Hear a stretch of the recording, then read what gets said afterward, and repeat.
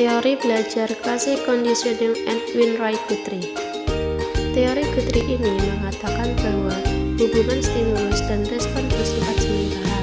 Oleh karenanya, dalam kegiatan belajar, peserta didik perlu sesering mungkin diberi stimulus agar hubungan stimulus dan respon bersifat lebih kuat dan menetap. Konsep-konsep belajar Guthrie. Yang pertama, hukum belajar. 2. Belajar satu percobaan. 3.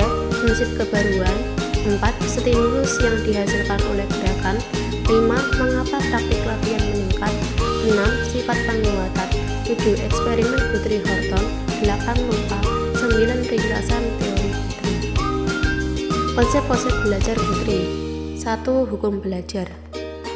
Hukum belajar law of contiguity, yakni kombinasi stimuli yang mengiringi suatu gerakan akan cenderung diikuti oleh gerakan itu jika kejadiannya berulang. 2. Belajar satu percobaan. Teori one-child learning yaitu suatu pola stimulus mendapatkan kekuatan asosiatif penuh pada saat pertama kali dipasangkan dengan satu respon. Menurut Guthrie, belajar merupakan hasil dari kontiguitas antara satu pola simulasi dengan satu respon, dan belajar hanya setelah penyandingan antara stimuli dan respon. 3. Prinsip kebaruan. Prinsip kontiguitas dan belajar satu percobaan membutuhkan recency principle yang menyatakan bahwa respon yang dilakukan terakhir kali di hadapan seperangkat stimuli adalah respon yang akan dilakukan ketika kombinasi stimulus itu terjadi lagi di lain waktu. 4. Stimuli yang dihasilkan oleh gerakan. Movement product stimuli, yakni disebabkan oleh gerakan tubuh. 5. Mengapa praktik latihan meningkatkan performa? Perbaikan merupakan hasil dari sebuah latihan atau praktis. Mereka berpendapat bahwa tindakan terdiri dari gerakan-gerakan yang dihasilkan dari kontraksi otot. 6. Sifat penguatan. Penguatan yang mengubah kondisi yang menstimulasi dan karenanya mencegah terjadinya non-learning. 7. Eksperimen Guthrie-Horton.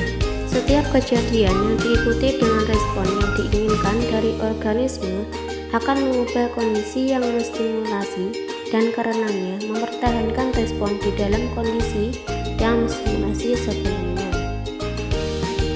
8. Lupa. Lupa disebabkan oleh munculnya alternatif dalam satu pola stimulus. Setelah pola stimulus menghasilkan respon alternatif, pola stimulus itu kemudian akan cenderung menghasilkan respon baru. 9. Ringkasan teori Guthrie. Teori Guthrie adalah teori yang paling mirip dengan teori Watson. Asosiasi antara kondisi yang menstimulasi dengan gerakan terus-menerus dibuat. Asosiasi antara stimulus dan respon terjadi hanya karena keduanya terjadi bersama-sama.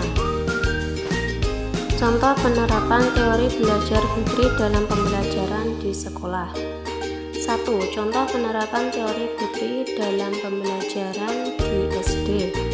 Saat siswa tidak mengerjakan tugas matematikanya, guru memberikan hukuman kepada siswa untuk menghafalkan perkalian 1-3. Dengan adanya hukuman berupa tugas untuk menghafalkan perkalian, maka siswa akan mendapatkan dorongan untuk menghafalkan perkalian tersebut dan bisa membantu siswa untuk lebih memahami materi tentang perkalian yang berkaitan dengan tugas yang belum ia kerjakan. Sekian cuplikan dari teori belajar conditioning Edwin Ray Guthrie. Terima kasih.